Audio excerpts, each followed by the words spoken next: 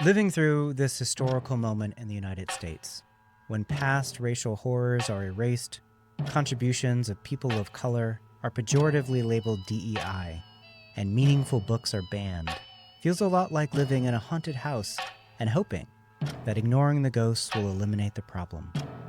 In part, the goal of Southern Gothic and Black Gothic literature is to uncover past atrocities acted out upon the minds and bodies of marginalized communities and to highlight the impact those atrocities have on the present and the future. In this episode of Horror Joy, we are joined by author and screenwriter Briana Cox to examine the Black Southern horror. We then turn to Tananarive Due's 2023 magnus opus, The Reformatory. Partially based on the real-life horrors of the Dozier School for boys, we follow young Robert Stevens Jr. as he is sentenced to 6 months at a thinly veiled juvenile prison called the Gracetown School for Boys. The novel uses exaggerated prison sentences, visions of haints, and an apocalyptic siege by the KKK on a small black neighborhood to highlight the connections between slavery, Jim Crow, and incarceration. Picking up themes of crumbling infrastructure and outdated systems of the English Gothic, Black Southern Gothic replaces castles with plantations and secret rooms with hidden prison mechanisms of control. According to Bridget M. Marshall, most of the standard traditional Gothic tropes are also found in Southern Gothic: creepy buildings, mysterious landscapes, unhealthy obsessions with the past, revelations of dark secrets, acts of violence, and troubled mental states. While horror is always political, Black Southern Gothic stories bring to attention how we are all haunted by our collective past. So, put some strings on your guitar and oil up your trumpet as we attempt to find joy and heartbreak in troubling histories and horrific tales. But don't be seduced by every song, and always, always fight the KKK. This is Horror Joy. We're your hosts. I'm Jeff Stoyanoff. And I'm Brian Onishi. We're two professors celebrating the emotional and intellectual joys of horror.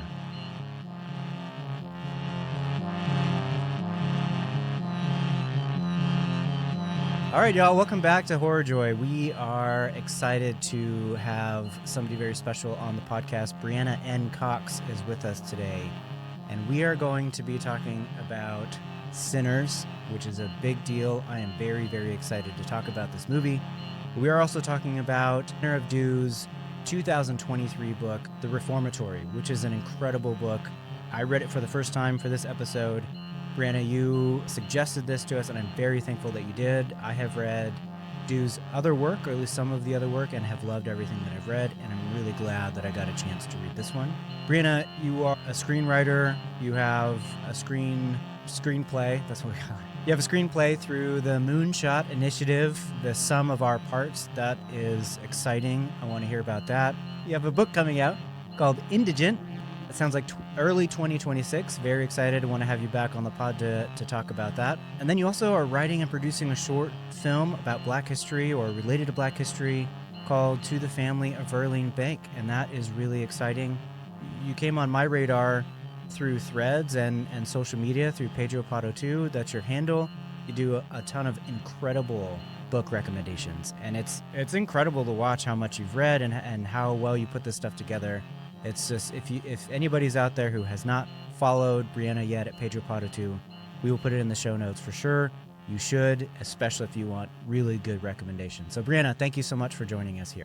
Thank you for having me on. I'm super excited. We're excited to have you on. I'm excited to talk about these two things with you, with maybe the genre of Black Gothic or Southern Gothic or Black Southern Gothic, all of those things together. I really want to hear your take on those things, especially with these two, with the movie Sinners and with the book, The Reformatory.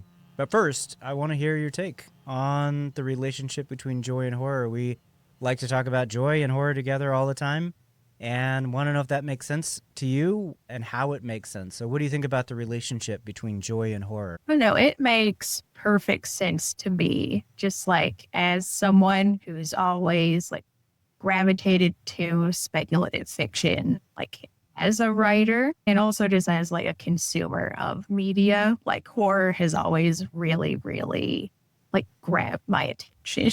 And I was just like with it for a very long time. Like I was reading like It in Salem's Lot by Stephen King in like elementary school. Very inappropriate. My parents did not like supervise me at all when I was reading. So I was really, really into like the darker and more like macabre things for a very long time, just as like the stereotypical weird kid like at school. So I always really enjoyed the genre even before I started writing stuff. And then around like 2019, when I started doing more like writing to actually be put out into the world and not just like language on my laptop, never to be seen by anyone ever again.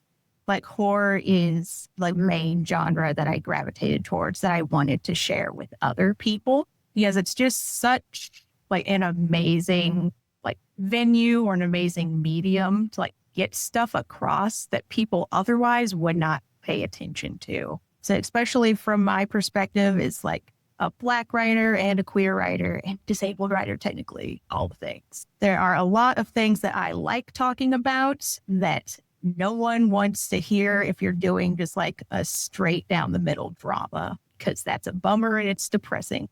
But genre films and like genre books are a really great way to actually get people invested in that conversation. So like Get Out by Jordan Peele is like an amazing example of, oh, people are actually talking about like neoliberal racism now because a really good horror movie talked about it, and people actually go to see horror movie. And you see that a lot with the two books, the one book and the one film that we're talking about today too, where it's really, really, really gotten people talking about stuff that I love people talking about. And it's because horror is a very inviting genre, whether people want to admit it or not.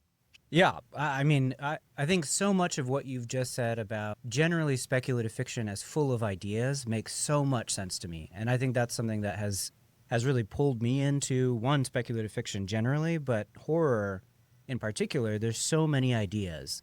And I think there's so many ideas in the books and in the texts that we're talking about today that highlight a lot of that stuff. In many ways, Sinners, like you said, has kind of burst on the scene. Ryan Coogler, of course, well-established director, Fruitvale Station to Black Panther, really incredible stuff, and came out with an original horror movie.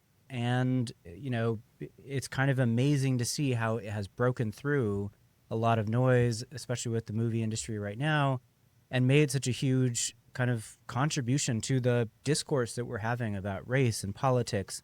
And it's complicated, right?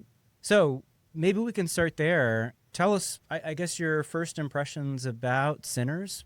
When you saw it, about the, if you have ideas about the complications or the complicated nature, the complexities of race in that film. What stuck out to you? Anything that you really kind of wanted to highlight? Oh, yeah. And I feel like every single person who is talking about Sinners on the internet right now, I have seen that movie more than once at this point. So my first impression of Sinners, I don't think is overly helpful, because it was literally just like, well, I love this movie. I love vampires. And then the second time I went to go see the movie, I actually like tried to piece together some of the like greater themes, because I could get over being a nerd who loves vampire media and actually start looking at what it was saying about stuff. So first impression is just that it is an amazing vampire movie. And if you love vampire movies, you should watch it just for that reason, for no other reason. And the second impression, just as someone who like writes for a living and who writes like horror for a living, it is such a like amazing and perfect example of like using horror. It's kind of like an entryway into talking about very, very complex idea, where it's essentially a collective journey story with like this giant ensemble cast of characters, where Ryan Coogler is just saying, hey, what are like all of the different ways someone might be responding to like white supremacy in the Jim Crow South? And every single one of these characters responds to it slightly differently and has a slightly different relationship to it. And it's all very complicated because based off of, the title, they're all not great people. So there's probably like one character in this entire movie who is a quote unquote good person, and everyone else is someone who the world would consider like a sinner or a bad person or questionable.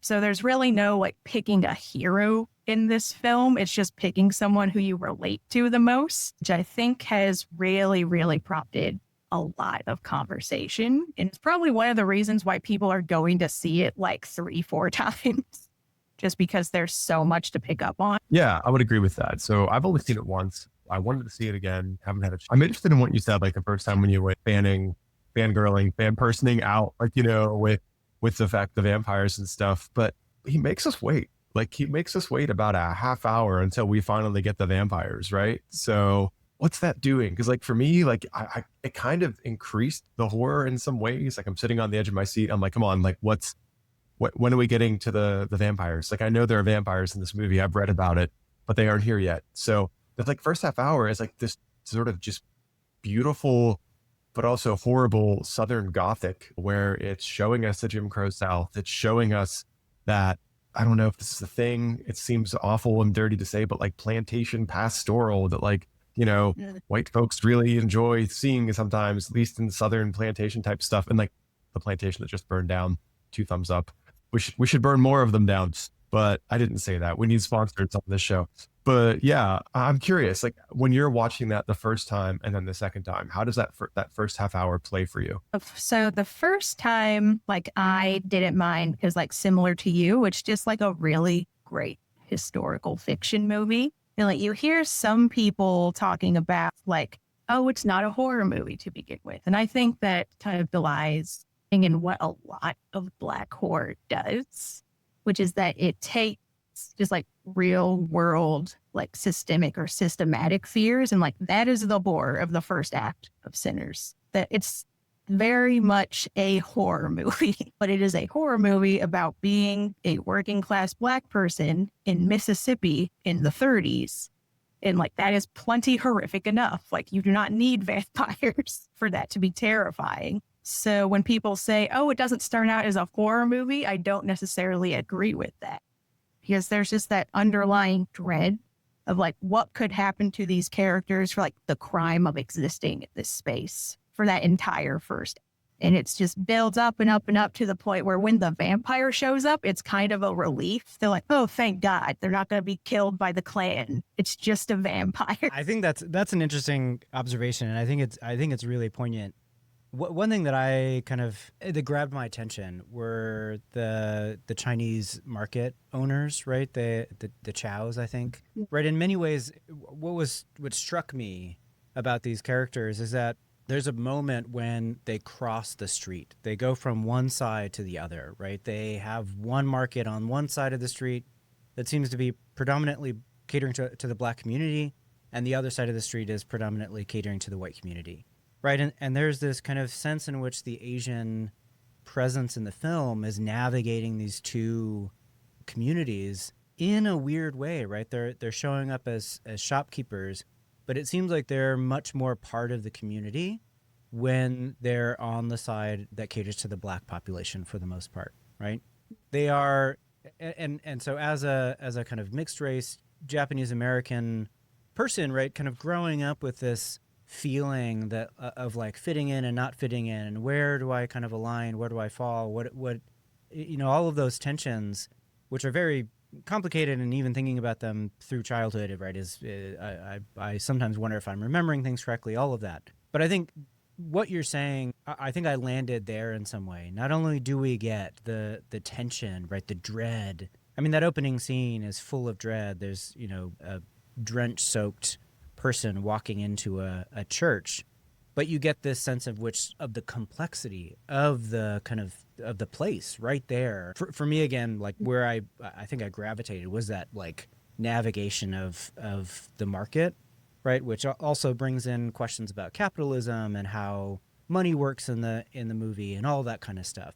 But I love that you said that vampires in many ways are like a relief.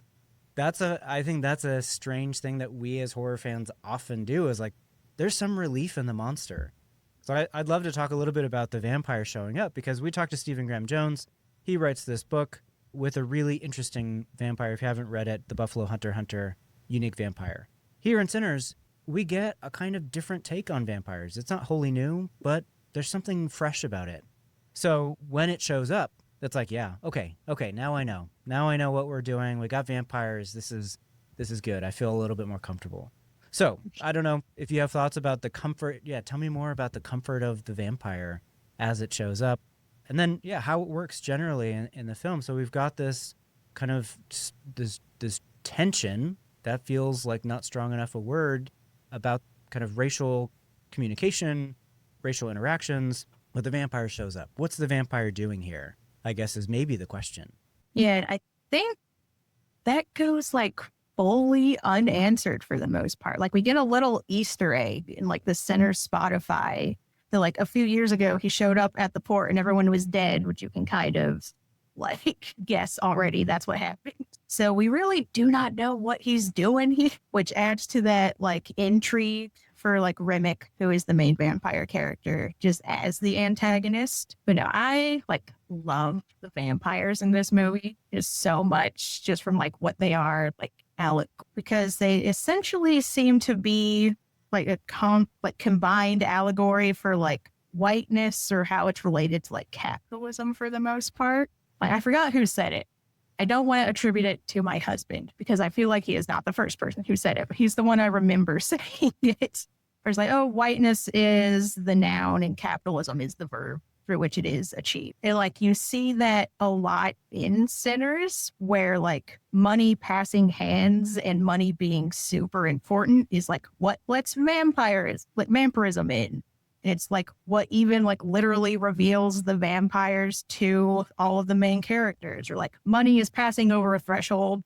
And once it is through a threshold, that is when like the horror starts. So like this relationship between like money and how it is like subjugating all of these like people and getting them stuck in this like really bad situation where they're just like doomed really no matter what. Where like they're doomed if the vampires are here, and they're doomed if the clan shows up, and they're doomed if the Irish and Italian mafia show up, and they're doomed if they just don't make enough money on their opening night.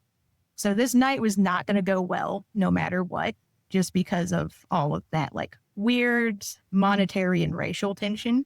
And then the vampires show up and they exacerbate that, where they're like inviting all of these people who have been subjugated and have been marginalized into this community where they don't have to deal with it anymore. And it all seems very like superficial, where it's like, oh yeah, we all love each other and we're all equal and we all do what that guy says and we do what he likes doing. And we don't really seem to have our own opinions about things. And no one sat down to have a talk about, some of us were in the Klan 2 seconds ago. Do you want to like hash this out now that we're equal? No one's done that. So it's a very like superficial equality, where I call them toxic positivity vampires a lot, where they just don't want to talk about it. If we just don't talk about the conflicts we're having, then they don't exist. And that's great. And that's what they're trying to invite all of these people into. It's just like, we can pretend our problems don't exist. Doesn't that sound awesome? And I love that symbolism, because while they're not like aesthetically really all that different from very many vampires, like that symbolism I haven't really seen ever in a vampire film. And it was really, really great to see just pan out over the course of that movie. Just like what that allegory looked like for all of these different characters. Yeah, I really love that. There's like a flattening of culture that you're talking about with this. It's like a cultural vampirism almost in a strange way. I wonder like where the Americans fit in this, because when we first meet Remick, he's on the run, right? From some Choctaw folks hunting him down on horseback, and it's like getting towards dusk, the sun's still barely out. They show up briefly and then that's it. Like, we don't get any more of that narrative. And I really wanted more of that narrative in many ways, but I wonder if that's intentional from Coogler. I wonder if like this is showing us how they opted out. Like they aren't part of this. They're not going to participate in this capitalism you're talking about. They're not going to participate in this cultural vampirism that you're talking about. Maybe they don't have to. Maybe, I was having a conversation with a friend the other day who talks about like in a lot of indigenous conversations around eco-criticism and the environment, white folks are worried about the coming environmental apocalypse. For indigenous cultures, that apocalypse has already happened. That was colonialism. That was imperialism. So I'm curious how they fit into this paradigm that you're talking about, because I completely am on board with everything you're talking about, but I'm wondering, Coogler drops them in there, and I think they're meant to do something. And I'm just curious what your take is within horror, within maybe the greater political statement the movie's offering. Yeah, I do love, just from a storytelling standpoint, how like the Choctaw vampire hunters are like this antique gun where like you think they're gonna show up for the entire rest of the movie to like help these people, and to like they're gonna show up and know that these are vampires, and they're gonna be the ones to like start the making steaks montage because they're gonna do the exposition dump. And it just doesn't happen.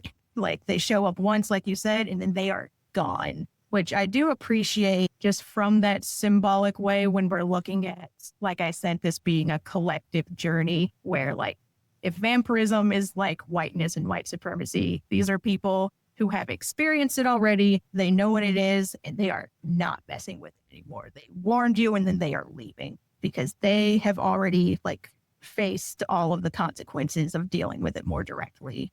And it's been ignored and it's been unseen. So we don't see them anymore. And I think that's the main point they had in the movie, is just acknowledging that like this whole back and forth has happened before. And they are the ones who knows how this is going to play out. But yeah, I agree with you, where like really want to see more of them. They were so cool. Which is a mark of a good story, right? It pulls you in and you think, okay, the story exceeds the borders of the screen and it exceeds the borders of the time that I get to spend with the characters. And I want more of that, right? The world is rich enough where there's something going on that I don't have access to. I think that's, personally for me, that's part of a complex and rich world in narrative. I also like the idea of the anti-Chekhov's gun. There's so many ways in which the satisfaction of the setup and the payoff is clear, but sometimes it gets a little too overplayed or something, and you can start guessing what's going on. It feels as though, right, in some ways, the flattening, Jeff, that you mentioned, and the whole discourse that you're having, Briana, here, is like the fantasy of whiteness. Oh, what we can do is we can just forget about it. Don't worry about it. Yeah, that was 20 years ago. That was 50 years ago. That was 10 days ago. Don't worry about it, right? All we have to do is accept that we're all part of the same thing. This is the melting pot of the United States, maybe the fantasy of like a post-racial world or something like that, right? It just feels like the idea of color blindness, like played out in a non-trite way, right? It's complex and it's interesting. And Remick, an Irish vampire who is implicitly from like pre-Christianity times in Ireland, is like an excellent way of getting that across, because like I don't know if everyone knows this, but the 1930s were not nice to Irish people either. But they were right on that like cusp, just like timeline wise, of like being inducted into like, you're white people now. Like as long as you like are like systematically hateful towards all of the right people, you can be white now. So having Remick be this like Irishman who is also subject to like white supremacy because he's not considered white now, but he is about to be in the context of like when this is happening, and him being the one who's ushering in all of this like cultural flattening and just like denial of the past, I think was like an excellent writing choice. He is like, it could really just be like him or like a Hungarian person. And I don't think people in America know Hungarian American history as much as Irish history. So Irish it is. Yeah, absolutely. And to that end, I'm curious, like how you see Coogler using music to accomplish this, because it seems like the way in which it's set up at the beginning of the film, there's this mythology brought into it, where how there are these people who are throughout cultures, throughout history, who are gifted musicians, have gifted skills of song or voice or storytelling or something to that end, who can both summon, it seems, these mythological creatures, but also stop these mythological creatures. But then the way we're talking about how we see whiteness or maybe nationalism flattening different identities as long as they, as you said, like hate the right people or are, are mean towards the right people, are bigoted towards the right people. Is there a critique of music here too with appropriation? I'm wondering because when we start the movie, it's definitely like music seems like it's this powerful thing. And there's a really awesome scene in the middle of the movie where like we're time traveling and there are all these different types of music coming in that are probably showing the roots in the African American experience, the enslaved African experience with song and blues and stuff like that. But then it seems that there's a strange way where with the Irish, with Remick singing, there's an appropriation that's happening too. So I mean, obviously it can be both, but I just was, curious how you see the music operating in addition to these other layers we've been talking about. And this like film's relationship to music is like so interesting. I think it's one of the more like complicated like aspects of it actually, because there is that like walking a fine line between like music representing like in like cultural connection, but it also being representative of something that can be like commodified and like used for ill later on. And like you see it in like so many different ways, even in like the first act when like no stereotypical horrors happen, where is it the Delta Slim character is talking about like he was a musician and his friend was a musician and they used music to like get out of poverty and is also the thing that like led to their ruination. And then with Smoke's character, he's like adamant that Sammy does not become a musician because it's going to be just like turned into something bad, even if it is something like good and something he's using to express himself now, because he's seen it be commodified in that way. And then all the way in the end to like the spoiler, where in the mid-credit scene, you're seeing Stack dressed as like a very stereotypical, like, what is it? Like conspicuous consumption, like 90s, right? Where it's kind of been fully embraced by that like capitalist aesthetic. And like he's a vampire now, so that makes sense that he would be embracing that aesthetic. So it just seems to be this very, very, I don't want to say ambivalent, but it is acknowledging that it is an incredibly complicated situation.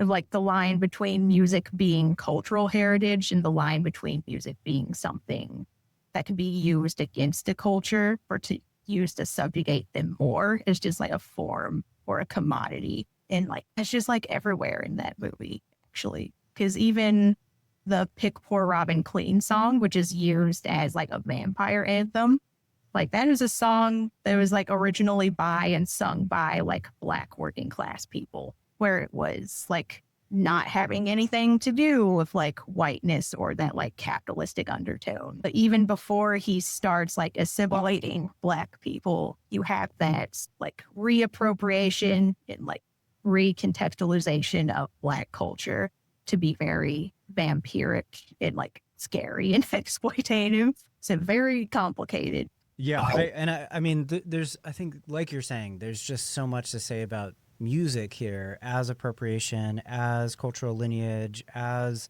right. There's an argument I'm sure that somebody, maybe Remick, would make that music allows us to kind of exchange, right, some kind of cultural markers. But there's also the sense in which music is always, not always, but it feels very rooted in time.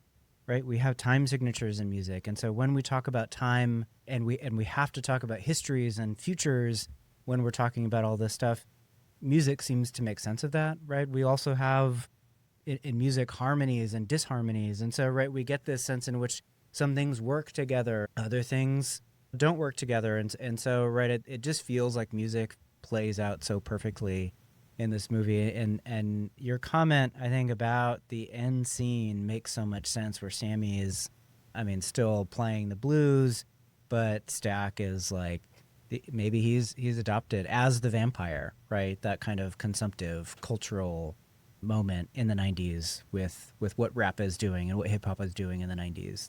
I think that's really insightful. I really, really like that. Yeah. I don't know. There's part of me that wants to like, well, I want to know final thoughts. But there's so much to say about Sinners. I mean, maybe we could spend so long talking about this. We want to get to Sinners, all that we want to say about Sinners. But There's also part of me that wants to kind of move toward some stuff that happens in the Reformatory. Tananarive Due's book is incredible. If you haven't read it, it should be high on the list. It's just a really, really well-written, rich book, lots of characters that are so interesting, and there's a lot of overlap, I think, with Sinners. So I want to talk about what those look like. But one of the things that looms large in Sinners is Chicago. And you mentioned it with like different people coming after Stack and Smoke as they maybe stole a bunch of stuff to start their juke joint. We get juke joints generally. We get music again, of course, is a big part of the Reformatory. Of course, the Klan is still there.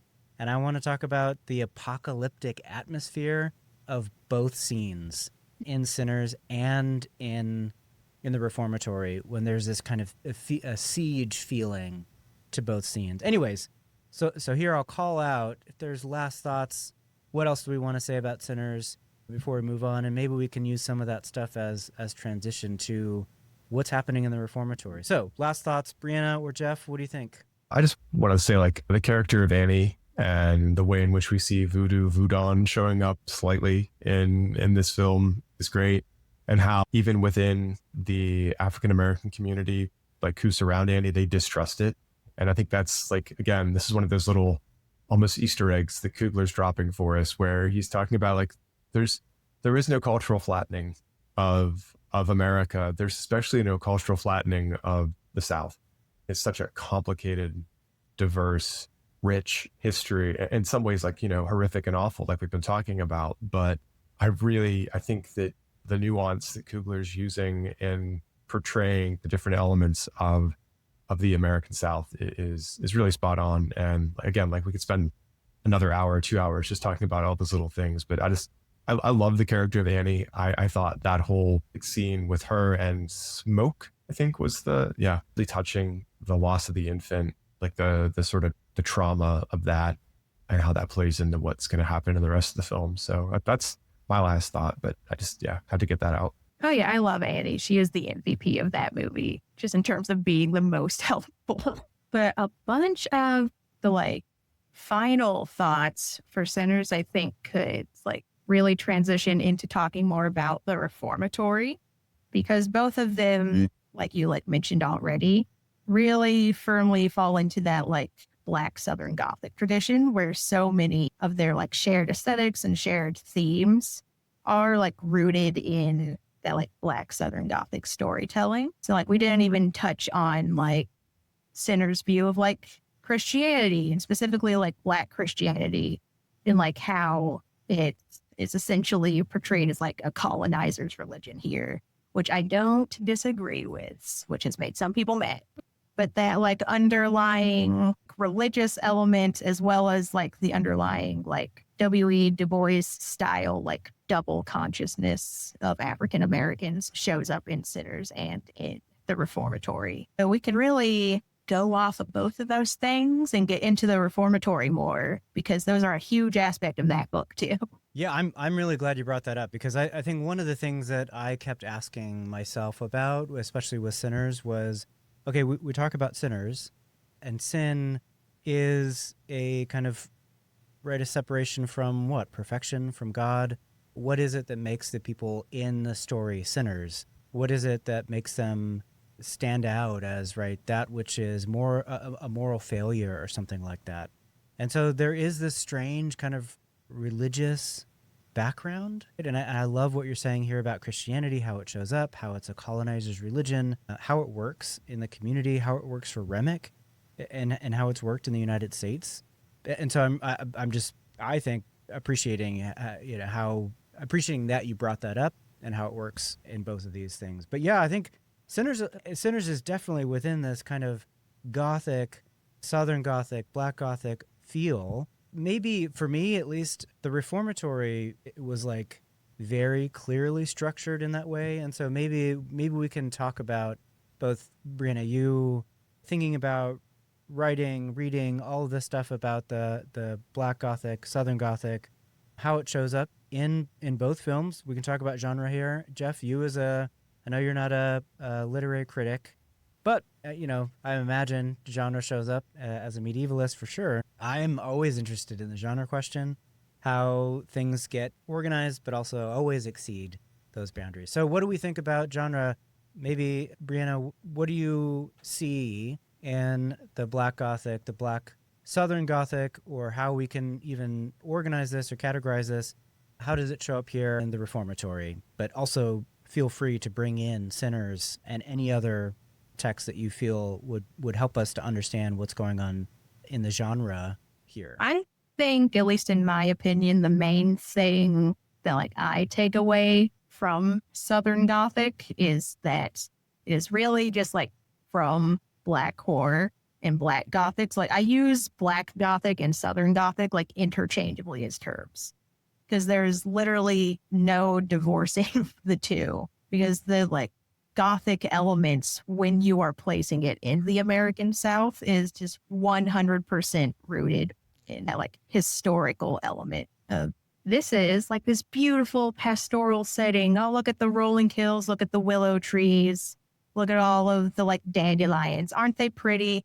And underneath all of this beauty, there's just like the corpses of a bunch of enslaved Black people and the history of just like horrific violence. And all of those like beautiful willow trees and beautiful oak trees that are like 300 years old were used to like hang people to death, to the point where they were literally called hanging trees. Like there's this inextricable linkage of like the like beauty of this environment and just the aesthetics of this environment with horrific things that happened. Where like you see that with Sinners, where like I said, the first act is very much a horror movie, even though no vampires are showing up, because of that inextricable link to the horrors that happen in this environment. And just like the dread that all of these characters live with. You see it in the Reformatory too, where it's much, much more explicit because it's literally a story about ghosts. So that like past like sins and those past horrific events are much, much more like in the forefront in the Reformatory. So the Southern Gothic is really like being worn right on its sleeve here when it comes to the genre there. Yeah, I would agree with everything you're saying, Briana. I think that, you know, other than being Southern Gothic, Black Gothic, we're going from film to print, you know, fiction here at this point. I listened to an audiobook version of it, which was great. I'm forgetting who read it, but they were phenomenal in their reading of the audiobook. It really helped add to the environment of it. I think what's interesting though, one of the sources I was reading prepping for today was an interview with Tananarive Due, Studies in the Fantastic, back in 2024. And I just want to read a quick quote from it here, because I think what she says here helps us maybe elucidate or inform this question that we're talking about with genre. What led her to writing in the genres of speculative fiction and horror. And she talks about like how her mother was the person who introduced her to horror, and they watched horror movies together, and how she talks about her mother's experiences growing up in the Jim Crow South, and how during the civil rights era, during activism, how she was injured. She had like tear gas thrown at her, and as a result had to wear like dark glasses for the rest of her life because of eye injuries. There's a quote here at the end though. Let me see. So this is Due. I think that all of the events and trauma that my mother and her sister suffered, not just in the civil rights movement, but under Jim Crow, under a system that proclaimed that they were not equal, that they were not worthy, that they were not fully human, led her to find comfort in horror movies. There were not many Black characters in horror movies at that time, so it wasn't a racial affinity she was feeling for horror. It was an affinity for the monster, when you can relate to the monster, to the one who is subservient, who is marginalized, who is othered, end quote. And I think that's really powerful, because like that's, I think for many of us, how horror works, whether, you know, we are experiencing marginalization through our race or our gender, our sexual identity, our religion, our nationality. Like I think there is a way in which horror speaks to people who are marginalized and who are othered, that welcomes them. And maybe because like horror recognizes there are monsters. Horror is willing to talk about monsters and show monsters, where like Briana at the start of the call earlier, you were talking about how like this would not work as drama. Like drama would just be would be too much. We need something that like helps break that fever, and horror can be that generically, I think. So for like Due talks about in other parts of this interview, how difficult it was to write the Reformatory, how long it took her to write the Reformatory, because of the content, because of the experience that her family had her family historically had suffered in parts of Florida from the experience that is the enslaved Black or the African American experience throughout most of the South, which is something I want to come back to later about how like this is, even though we're talking about two texts that are based in the South, I think this is an American problem. And I want to like maybe come back to how we like to diffuse it by saying it's just a Southern problem and it's not an American problem. But again, maybe we'll come back to that later, but it's just something I gotta get out there. Maybe like just like cook a little bit in the back of my brain while we're continuing on here. But yeah, so I think horror like generically is necessary for a book like this. So yeah, petered out there. Sorry, thought. No, definitely. And like you can see her like feeling that kind of affinity for the monster in the Reformatory, where like the haints aren't necessarily like the antagonist here, where like they are like antagonistic, I guess, but they are not the villain. They're not the problem.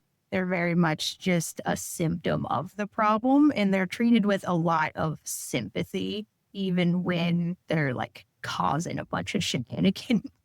And even when the characters themselves are afraid of them and like don't want to associate with them.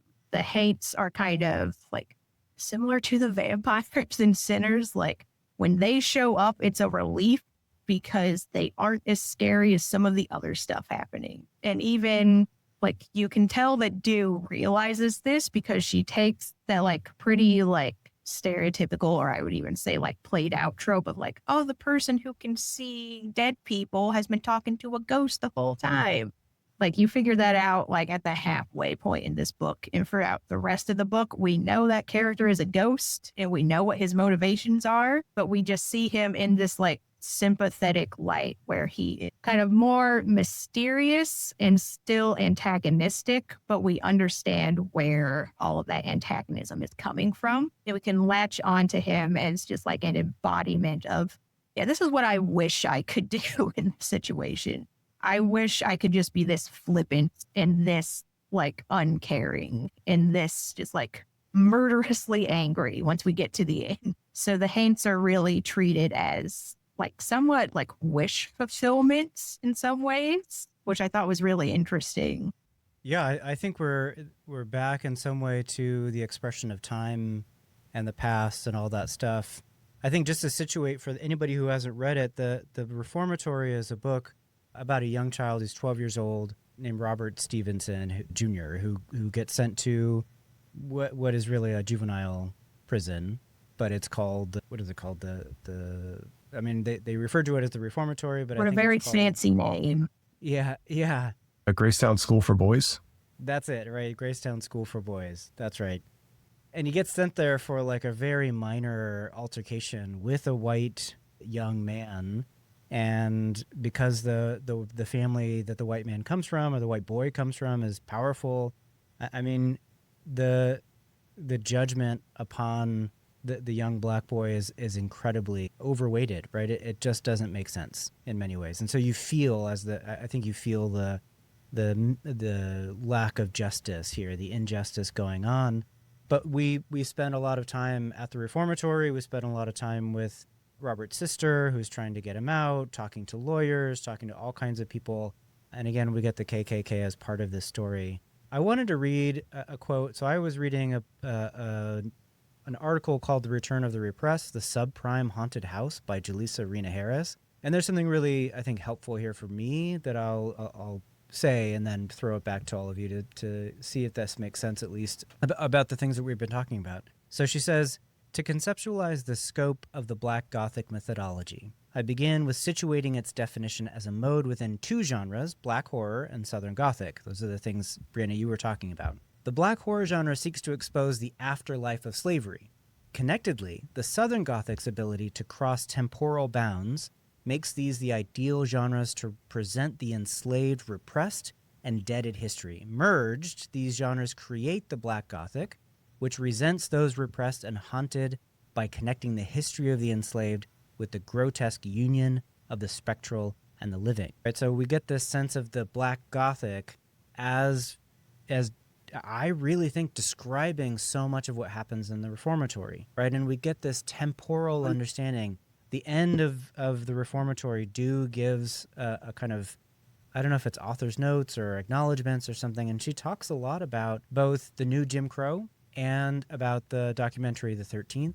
And I think that in many ways she's very aware of navigating the history of slavery, the history of Jim Crow, and the contemporary problem, maybe back to Jeff, your claim that this is an American problem of mass incarceration that has been, maybe deliberately so, wrought upon Black and brown bodies, marginalized bodies, and that this is what we read here, like you're saying, Briana, the haints are in many ways this kind of comforting. I'm not sure if comforting is right, but we certainly sympathize, empathize. We feel them as part of this play, and we want them in some sense to succeed in a different way than they have succeeded previously. And we get this through Robert, and we get this through his sister and all that stuff. So anyways, I think for me that makes sense, not only of this, but also something you just said, Briana, about religion and sinners made me think about how, okay, the people that we are kind of witnessing as, I don't know, in conflict, right? We have the judgment of those by different communities. So there's these like cross judgments happening whereby we talk about the sins of the past. What's happening in this Southern Gothic, the Black Gothic, is we are identifying, revealing, and judging the sins of the past in slavery and Jim Crow, and even now in mass incarceration. But also we're seeing how people are getting judged by white communities in power at those times for being less than, right? So you are a sinner just by existing. You're a sinner in the original sin sense of the word. You're a sinner just by not being white, right? So again, there's these weird cross judgments happening. Okay, I'm going to throw it back to you all and see if there's any response to those things. And yeah, again, there's so much to say about Reformatory, but yeah, thoughts? I know, I love that idea of like the cross judgment happening, because something that Due focuses on a lot in the Reformatory is this idea that like all of these characters who are in power think that they are being like merciful, and they think they're being helpful, and they think that they are just being super benevolent in all that they're doing. And that spans from like the pretty much overseer of this school who has just like assaulted and murdered and abused people. He thinks he's being kind, to like the child protective services guy who is like white and Jewish and just trying his best, and he is very ineffectual, and he thinks he is being kind. He thinks he is helping these people. To the like wealthy, like I think her father was like the commissioner or something, white woman who is friends with Gloria, who is the sister, who is like trying her best to be an ally, but is also not being overly helpful, or she thinks she is being just so kind for being this nice to Gloria. And it's all of these people who are just not aware of the fact that they are passing judgment on people, even just like implicitly or subconsciously, where they think this is the best they can do because this person is only worth so much. And you see that over and over and over in the Reformatory, which I thought was super interesting, because going into it, I did not know it was going to be like more of this ensemble thing where you see multiple perspectives. But yeah, you do get like multiple like white or like non-Black characters' perspectives in this book. And they were really, really like great at just fleshing out that theme of people just like presupposing there's like a level of like sin or just like a level of like pitiableness to like all of these Black characters, which was very difficult to read. This also took me a while to read. Yeah, Brian, I think to your point, you're talking about the relationship with sinners here, maybe some of the dichotomies we see being shared. I think the Reformatory drives home to keep in the same vein of sin, original sins of America. The first being racism, systemic racism, populations of people, and bringing them against their will to a country to essentially serve as like your experts in agriculture. Like, I think people, when we talk about slavery, they assume these are unskilled people who were just, enslaved and shipped across to just work and do menial labor. No, like these were These were very skilled farmers in Africa who were then stolen away and then brought to America because the white people who were owned these plantations had no skills in how to farm, whether it was cotton or indigo or rice or whatever. The second one being the kind of Calvinist, puritanical, what's become evangelical Christianity that really animates much of American history, much of, frankly, the policy, like criminal justice. And so what we're seeing here is this intersection of these two great sins, the racism, the systemic racism, but also the ways in which we're using a higher power to authorize this racism and this punishment, these criminal justice systems that frankly don't work, that have been monetized, that are now corporate owned, that now are making money for the very politicians that are making sure they stay in place. So it's like Russian nesting dolls all the way down, right? The whole way. And in this interview with Due that I referenced earlier, she says towards the end, like she hopes, so quote, "I really hope that the Reformatory will lead to real life policy changes, real life criminal justice changes. That's part of why we write." And I think this is another thing that horror does well and that horror creators acknowledge. They acknowledge the reality of the world around them and why horror is a way to talk about that world productively, to hopefully affect change. Because, you know, they aren't these creators, these authors who are like, "Oh, I don't pay attention to the world around me. I'm just writing my stories." And I think, you know, Due's obviously talking about this. That's what we're talking about. That's what Sinners is doing as well.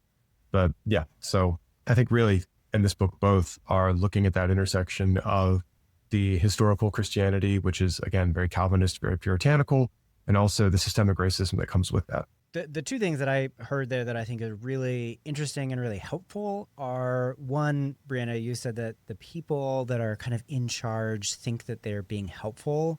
And it's as if, right, what we want to do, right, what the incarceration project is to make you productive members of society. And this is called the Reformatory, as if we need to form you into something that you're not. And I think that makes a lot of sense for me, kind of the whole project of the book. So that should have been like immediate. I should have seen that.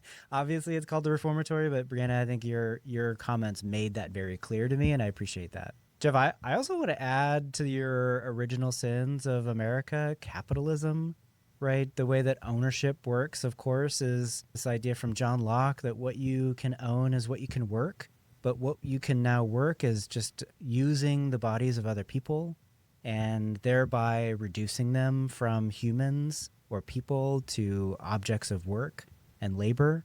Also, just the very idea of owning other people is required in this kind of capitalistic system. And then finally, like the thought that I had was, in incarceration, in slavery, in Jim Crow, right, we have this, it feels like this clear path to something like privatized prisons, which is something that's happening now. And so again, the three that we've just talked about here, I think are in some way right there, as if A, there's some standard of normalcy that we can impose on other people, either from God or from other mythology. Like 2, I don't know if I said A or 1, I don't know, but I'm going to go with 2. 2, there's this, right, the kind of slavery that we're talking about, in 3, capitalism, and we have this in mass incarceration. I'm sure it shows up in many other ways, but that confluence, I think, is really powerful. There's lots of ways in which Sinners and the Reformatory seem to really match up, just in kind of weird ways maybe, but I'll throw out 3 that I saw, see if you all saw this too or what you could make of this. So one is the relationship with Chicago. I think I don't have a clear grasp of why Chicago shows up in both Sinners and the Reformatory, probably something I should know, but I don't. And 2 is clearly music. We talked a little bit about that, but there's something about how Robert takes up the trumpet and is just a kind of phenom in some ways, taking it up and learning it very quickly. And the third one is the KKK. I don't know. Why does the Klan just suck so hard? Well, we know why. But anyway, those are the 3 that, there's these kind of elements that show up that are it made reading Sinners and the Reformatory together make so much sense for me. And I didn't know, Briana, maybe we'll start with you. If you have any thoughts? If you don't, that's okay. But the thoughts about these 3 things, or if there's other similarities that you saw that you thought were more important, what do you think? For the first point, for just like Chicago being kind of like this pie in the sky dream for lots of characters in both of the properties. It's interesting that they chose Chicago specifically. I feel like that has something to do with Chicago being like a jazz and blues hub, like of the Midwest. So if you were going to be Black in the Midwest, Chicago was where to be. So I guess it makes sense kind of just inherently that if you're going to be a Black person in the South dreaming of leaving, Chicago would be one of the places, like Chicago or New York. So I see, and I'm trying to remember the specific context of Chicago in the Reformatory where like their dad has been like chased out of town and he is like in Chicago now. And it's treated as kind of this like safe haven. Like he's in Chicago, no one can get to him, he's fine. If we go to Chicago, no one can get to us, we'll be fine. Which makes it really interesting when like juxtaposed with Sinners, where they make it very clear that like Chicago is just Mississippi with tall buildings. Like it's no different. So there's this like underlying level of like kind of childish naivety with like both the characters in the Reformatory who are like 12 and 16, I believe, where they have this like dream in their head that Chicago is going to be better. And just going off of what Jeff said before, where like we should not centralize this to just the trouble with the South. It's made very clear in both properties that Chicago is not like this goal. Chicago is not really much better, even if that underlying sense of dread might be a little bit less so. So just having it be this like very naive and childlike kind of like parody of like what living outside of the South would be, I think is very intentional on like both parts there. And what were the other ones? So it was music, which kind of tied in with Chicago with it being like a very musical city there. Yeah. And you see that in the Reformatory as well, where even before Robert takes up the trumpets, the prose is very, very specific with like mentioning certain songs and mentioning characters, like reactions to those songs, specifically in the context of like pretty much everyone realizing but not wanting to talk about, like, this is a song by a Black artist. They're famous and beloved and on the radio, and they would be treated like garbage here. Like these white people are listening to this song on the radio, but they would not want to be talking to the person who made this song. So that continued theme of like cultural appropriation and like wanting the cultural products and like heritage products from Black Americans, but like not respecting their dignity as people is a through line between those. And yeah, just the Klan sucking is a through line with both of them. And being just for both of them, like the actual like villain force where like, yeah, there's ghosts and there's vampires and there's supernatural stuff, but the thing everyone is actually afraid of and the thing that's actually going to harm you in the end of the day is the Klan, which has always been used as kind of just like a catch-all, just like anthropomorphization of white supremacy as a concept. So it makes sense that if you're going to have a story where white supremacy is the bad guy, that the Klan is just there being awful the whole time, just being incredibly stressful in the Reformatory specifically. Like every time they popped up was the most stressful part in that entire book. Like the ghosts weren't even scary in my opinion. It's just every time they have to talk to someone is in the Klan was just like heart pounding. Yeah, it's interesting how like Briana, you mentioned how like the legal system, people who think they're trying to help people really aren't helping people. And then you have the Klan, which is like this extra legal apparatus, this like illegal apparatus. I really don't know how to describe it. It's white people trying to police things that government says they can't police. So they have to create their own way of policing it. And, you know, government's like, well, we're not going to stop you, but we also don't condone this, but we're kind of part of you at the same time. We'll definitely elect a governor from your Grand Wizard position at some point or other in the South. And, you know, where I live currently in central Pennsylvania, the Klan was active through the 50s and 60s. In some parts of the North, there are still very rural areas where the Klan is active. Maybe now more than 20 years ago because of the politics of the country at the moment. In some ways, you could argue that our current presidential administration operates much like the Klan, just doing things that it wants to extra legally with no no recourse, except the hoods are off, I suppose. They're wearing crosses instead now. With music, like I think yeah, everything Briana said, I agree with that. I think there's something where music can be used as resistance too. We see picked up on in both Sinners and the Reformatory. I'm going to forget the name of the teacher who is organizing the band in the Reformatory, but she comes in and she's trying to, be this sorts of possible good, trying to protect Robert at times. Like I think there's a certain point towards the end where she's telling Gloria she's been trying to protect Robert from what's going on. So yeah, I think music can be used as resistance in that way. Chicago, I mean, I don't know. Again, maybe it's coincidence. I think, Briana, everything you're offering there is reasonings make sense to me. But like you're saying, it's naive to think that Chicago is going to be rid of all of these problems. Maybe there'll be less. Maybe they'll be not as apparent, but they still operate in their ways. And Brian, to get back to something you said earlier, yeah, capitalism for sure. I just sort of, I don't know, like at this point, I just assume capitalism is part of either whiteness or Christianity. I can't figure out which, maybe both. It's true. Yeah. Yeah, I think I want to circle back a little bit because like at the very beginning, Briana, you were talking about speculative fiction and how speculative fiction and horror bring out all of these ideas. And I think what I want to highlight too is just that this is, in so many ways, we're talking about time and we're talking about the past, but we're also talking about the present, right? And we're talking about futures too. But I think continuing to see things like music used as cultural appropriation, but also used as resistance, I think that there's a lot to be said about this. But I think that Sinners and the Reformatory both capture, right, this expanse through time, and it's important work. And I think that we probably have not given it enough time. We don't have enough time to keep going for too much longer, but I mean, this is important stuff, and it is continuing to happen, like you're saying, Jeff, like you're saying, Briana, right now. I think I want to move a little bit towards two things. One, finding a little bit of joy.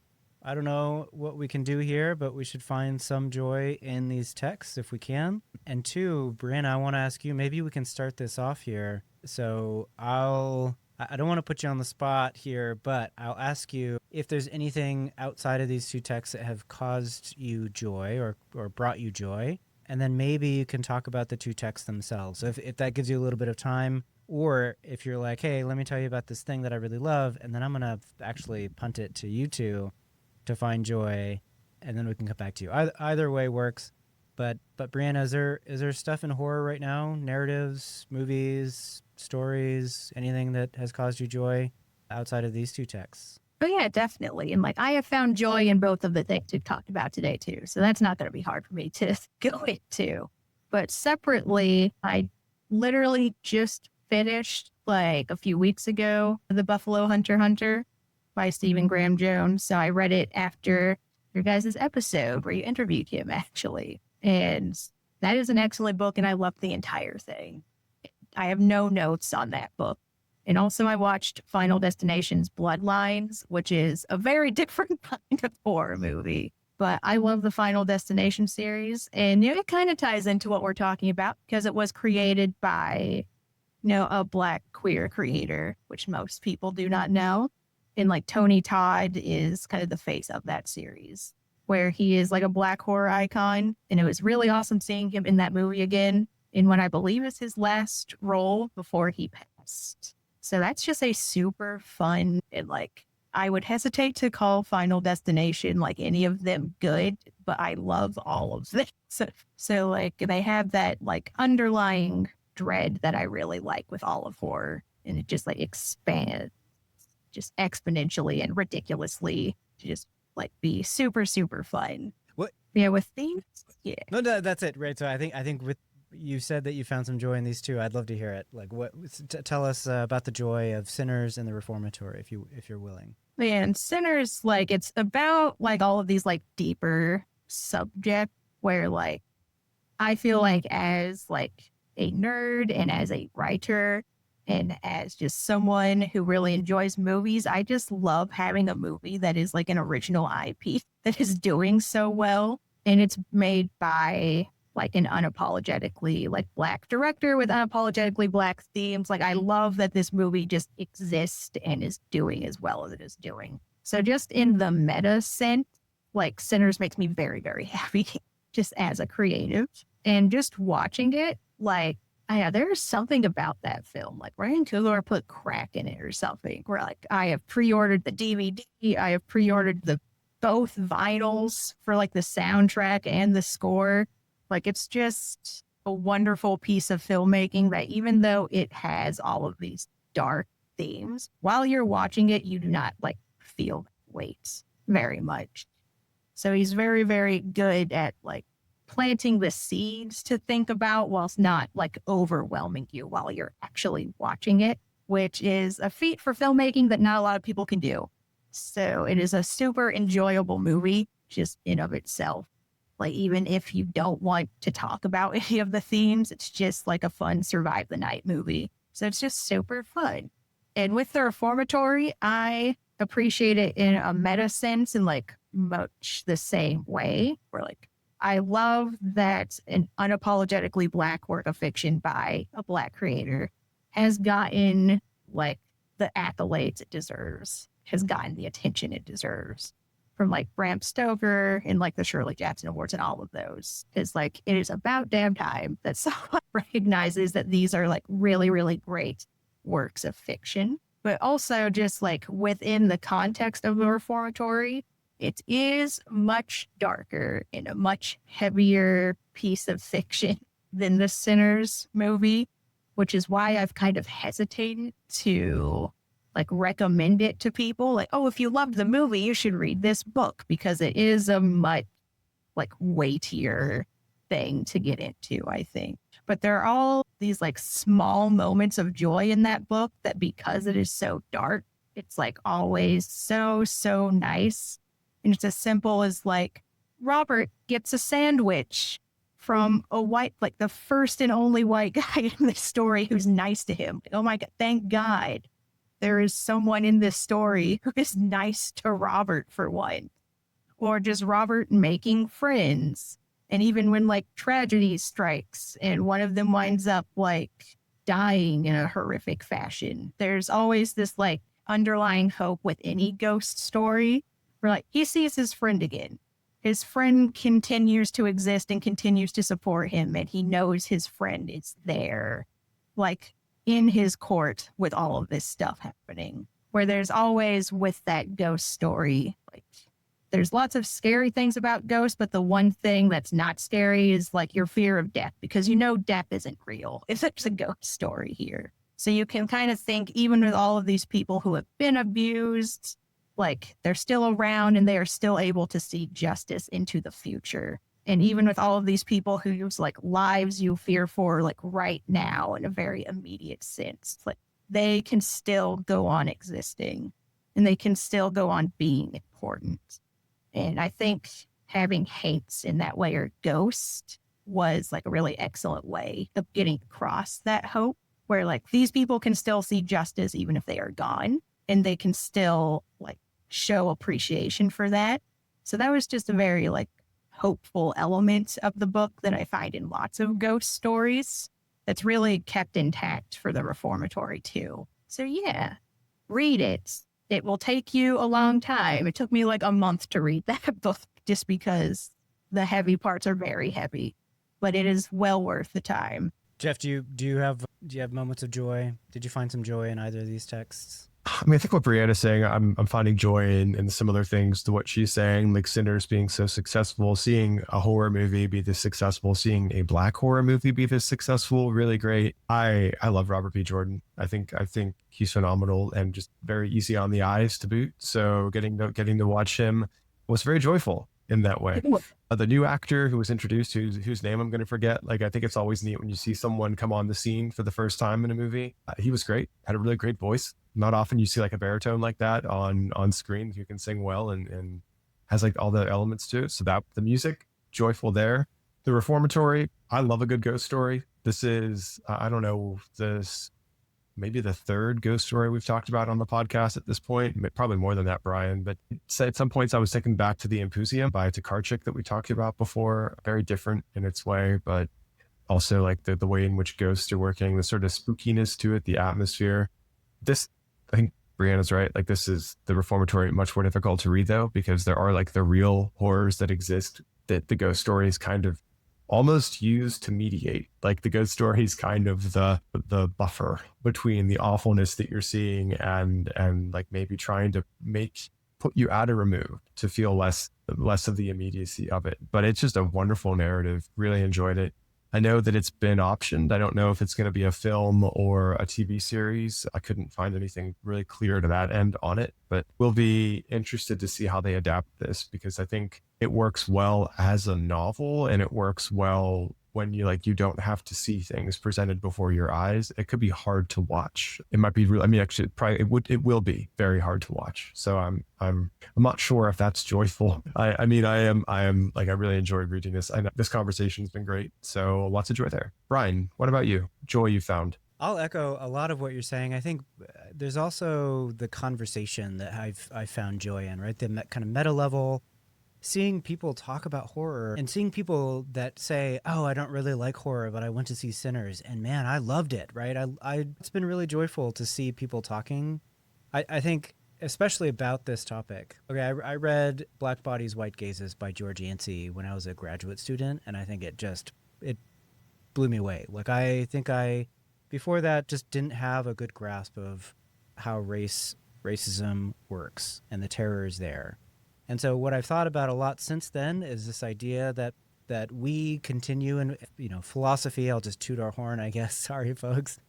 We continue to try to navigate the cave, right? But here in horror, in these kinds of conversations, I find joy in imagining Plato's cave, where we don't really understand how these people were released from the cave. They were dragged up the cave or whatever. But you imagine a monster chasing the prisoners up the cave to the light. And then the monster's like, yeah, I just wanted to show you what was up.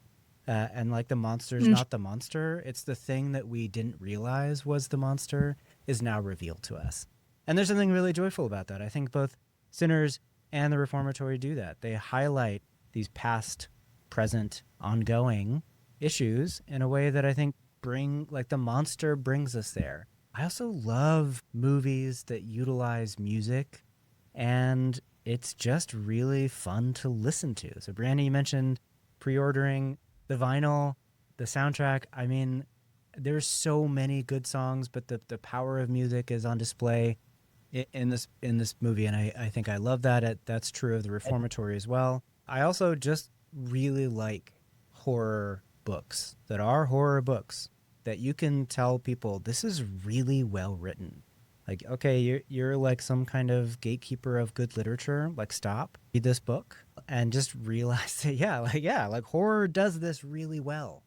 This is a really well written book, and there's so much joy being taken up into a world, and knowing that world is expanded far beyond mine. And of course, I start thinking about reality and what that means, and of course, that's always joyful because I decided to pursue philosophy as a career. That's just what I do. So. Lots of hard, difficult themes here. Lots of things, especially like you both said in the Reformatory, really difficult scenes in some of those, but there's some joy. And I think that there's just, I love that we can find joy in these things. So final thoughts before we sound off? Yeah, I just wanted to mention one more thing just with the joy connected with both of the works right now is I have loved seeing on social media with Sinners especially and with the Reformatory when it like first drops, it actually getting people interested in learning more of these historical things. Because especially now when so much like history just broadly is being like erased and stifled, and especially history about like marginalized people. Like people were out there like making syllabi for like history readings to like get into once you watched Sinners or like once you got out of like reading the Reformatory, just because there is so much. And because, like I said, they're accessible genre things, people actually got interested in them. They weren't just some boring historical fact that we had to memorize. Like people actually got interested in knowing our history a lot more.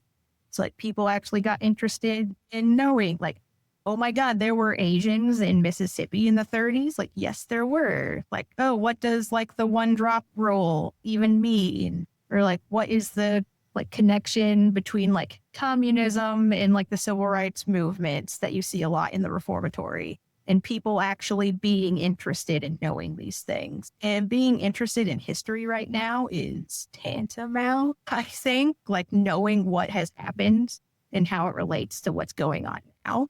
So I just love that both of these things have encouraged people who probably otherwise would not care about knowing the history to like actually get into it. Yeah, absolutely. I think Briana said everything there. I have nothing to add, but I think, yeah, knowing history now, more important than ever. Maybe just coming back around to acknowledging that racism and systemic racism aren't something that are isolated to the South. It's very much part of the American tapestry. Hopefully we can pull that thread out one of these days. Yeah. I agree with both of what you've just said and highlight all of it. Like amazing, insightful. Thank you, Briana, for being here.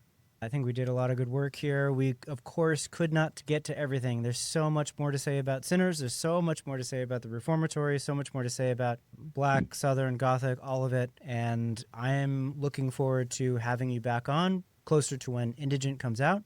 Very excited to get into that, read that book, and talk to you about it.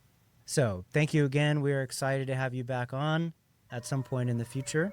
But for now, folks, keep listening. And as always, find joy, even in horror. This has been an episode of Horror Joy, produced in conjunction with Axis Mundi Media. Thanks for joining us. We want to hear from you. You can find us at Horror Joy Pod on Instagram or at Horror Joy Pod on YouTube.